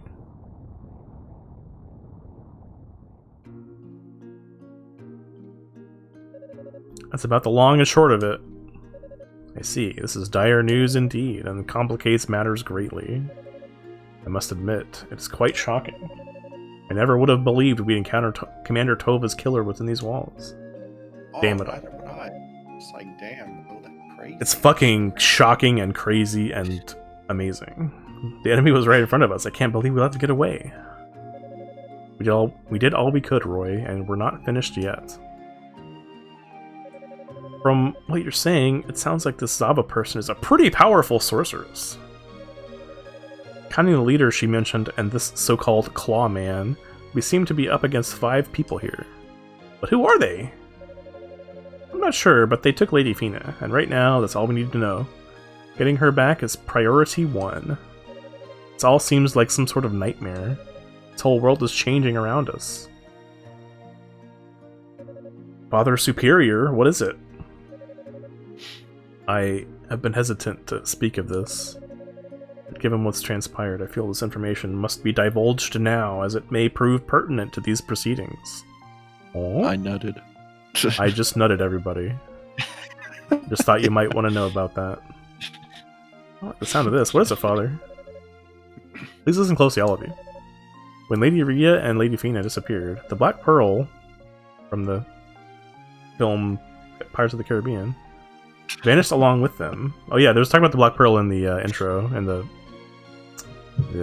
when they were speaking French in the beginning. It no longer sits upon its pedestal in Solomon Shrine. What? No, that can't be true. I'm afraid it is. The 6 priests pulled me aside and quietly informed me of its absence. I was told to exercise discretion when sharing this, so as not to create further panic. But with circumstances as they are, I don't even know what to say. This does raise a question, however. Oh? The Black Pearl is the source of all magic. Then how is it we're still able to use magic in its absence? Oh, wrecked. Oh, that is a good question. Yeah, why is that? Isn't the Black Pearl what lifted Solomon Shrine into the sky too? How's it staying up there without its source of power? Because it's up my butt. The Black Pearl transcends space. So long as it remains undamaged, its energy will continue to flow unabated. The real issue is that only the goddesses could have taken it from its chamber in the shrine. Oh? None but they have the ability to control it. That power is beyond even the 6 priests. Ergo, the goddesses must have brought it with them when they descended to the surface. And not even the priests can surmise what will become of it down here. This is all just too much. It does tell us one thing, though. Lady Fina obviously didn't have the Black Pearl with her. That means it's most likely in Lady Rhea's possession right now. Ah, that's a good point. Indeed, that's precisely why I felt it necessary to break my silence on the matter. We must certainly rescue Lady Fina from our foes, but finding Lady Rhea and the Black Pearl is of equal or even greater importance. I shudder to think what could happen should such a powerful object fall into the enemy's hands. No kidding. While searching, please try to gather as much information as you can regarding the nature of the goddess's struggle. I fear that our troubles may run deeper than any of us can possibly comprehend. Ladies Rhea and Fina must have their reasons for sailing away here with the Black Pearl in tow, after all. Understood. You can count on the Holy Knights. We will assist in every way possible. And we sorcerers will focus our efforts on the upper levels of the tower.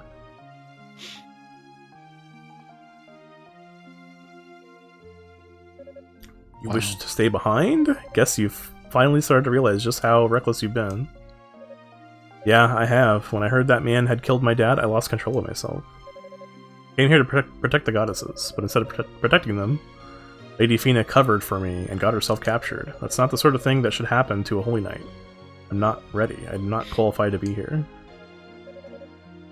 What do you think, Commander? I think she's overstating things, but she's in poor spirits nonetheless. We shouldn't send her into combat like this. Indeed, this mood can only work to her detriment. She should stay here and rest a while to regain her composure. Unica, you are to remain on standby here at the base. Yes, sir. I'm sorry, sir.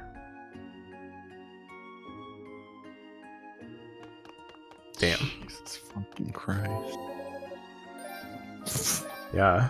This shit's getting crazy, yo. Shit. Okay. Let me hurry up and finish this stupid story. Okay, go ahead. After that, I had every meal at her table trying to work up the nerve to introduce myself and ask her out. I ate slowly, hoping to find the words by the time I'd finished dessert. Only took me 6 months, haha. Finally, she agreed to spend her next lunch break with me. I thank God she said yes. I was getting sick of rhubarb pie. But where to take her? The only place to go in town was the damn diner. We ended up having, well, then don't take her somewhere in town. Just go to a different town. Holy shit. We ended up having a picnic in the field by the cemetery. That might sound morbid, but this was the desert. There weren't that many places with nice grass. She brought some strawberry crepes and I brought a bottle of wine. We exchanged awkward small talk and watched the grass dance in the wind until the wine spread its smile across her face as she told me about growing up in New Mexico, her pets, her plans for college. I mostly just listened because the only thing I wanted to say was, I'm lonely. We spent the next 3 months in each other's arms. Her kindness and her laughter pushed away the dark that had enveloped my heart. This woman could save me. She could be my oasis. One evening, I traded every dollar I had for a ring I hoped would make her mine. Where'd you get this ring? At the diner? Yeah, you found it. I headed to her apartment, too excited, driving too fast. The wind rose, carrying a summer storm. I drove through miles of water until the cemetery appeared, lurking in the dark. I always hated that curve. The world exploded. Blinding pain. I had slid, crashed through the fence, and the limb of an oak tree had pierced my chest, and I fucking died. Everything was blood and broken headstones. I would never see sweat. Oh, never see sweet Rosa's face again. My joy had turned to ashes. Desperate to free myself from this fate, I cried out to whatever spirits could hear me. Anything you want, just save me. And let me share a long life with her. Silence. Something touched me on the arm. It's probably a dog licking your fucking hand. A voice like a flock of crows. A child will pull the wings from a fly and laugh. So much less does your suffering matter to me. That was in quotes. My God, that was also in quotes. This was worse than dying alone. I guess that was the dude saying that. I had been found by something that was going to watch me die and smile. I said, Spirit, don't I have anything to offer you? Not even my soul? What makes you think such a thing exists? Somebody talking to him? Man, this is fucked. I don't know. Hot, putrid breath assaulted my face. I guess he is, yeah. I roam the earth from east to west, devouring those who hear my voice. I steal the hopeful from their lover's grasp. Why should you see her again when my only companion is despair? This was agony. I had finally found some meaning, some purpose, and one slip had stolen it from me. I had to sacrifice anything to have it back. Take one of my grandchildren for your own. You will live to 99 with your Rosa, but I shall take the grandchild you love the most. I will sign my name in their flesh, and they shall join in my endless wandering. The thing's shrieking laughter. Oh, what the fuck's going on? It's like a flashback. This is Unica when she was a kid, and she wandered into the goddess's like shrine or whatever. So, getting a little bit of backstory. You keep going, it's fine. Oh, the thing's shrieking laughter still haunts me. Will you cast them into the darkness? Choose quickly, my hunger grows. I said yes. God damn me forever. I said yes. My vision began to fade. The twisted liar. I was dying after all. A foul, choking wind, something like the sound of wings. I opened my eyes in the hospital. Rosa was at my side, clutching the ring and weeping. I threw the bed sheets and felt my chest, no wounds, but every hair had been burned from my body. A few months later, she would demand a child. At first I refused, but I couldn't bear to see her unhappy, couldn't bear the thought of her leaving. One child led to 2, 3, then 4. I did my best to make sure that they never found love. I locked them in their rooms, trapped them in the basement, threatened their boyfriends with a knife. They ran from me, scattered, and had children of their own. I spent years trying to deaden my heart, trying to never feel anything for you girls, but I failed at now. You girls, so they're all girls? Yeah. So it's like the big daddy from BioShock and like all the little sisters like Oh, coming yeah. at Yeah. to the dude. But I failed, and now once more the light is leaving me. Quickly search your bodies. You will know the demon has chosen you by the mark of -nothing. Yeah. The mark of the penis. He just drew a big dick and balls on your back. That reminds me of a episode of the Twilight Zone. I think it's called One for the Angels. Where some loser toy salesman guy like is supposed to die, but he says like, I don't know, something, I don't want to go. But then like a little girl's destined to die is like, oh, well, no, we'll take me or something. Hold on. I'm just going to let me pull it up.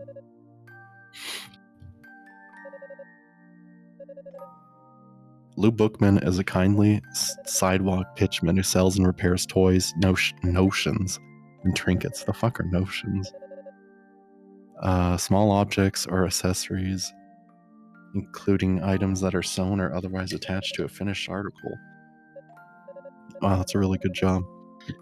And is adored by the neighborhood children. One day, Bookman is visited by Mr. Death, who tells him that he is to die at midnight of natural causes.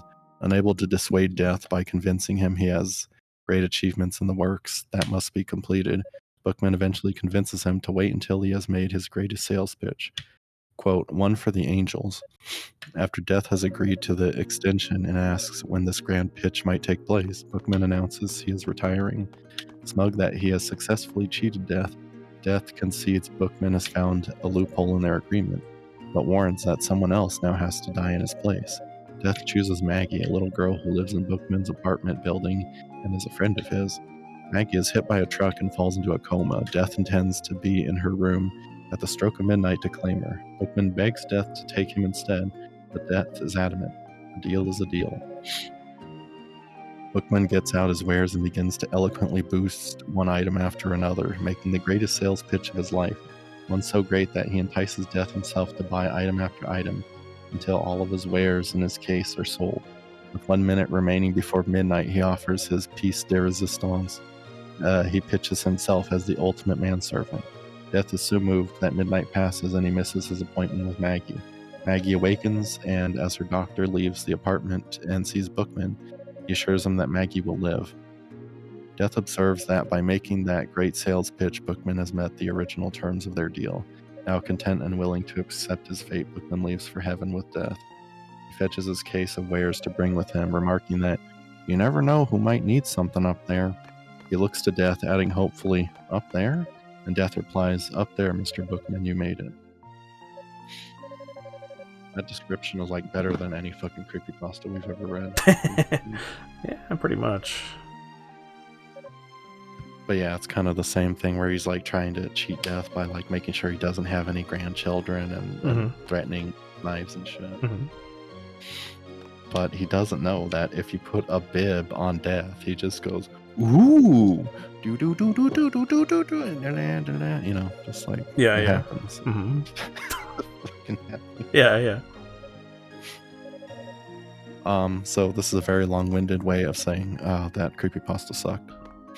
Yeah, it's definitely a conclusion we can all agree on after having done this stream and resorted to creepypastas time and time again.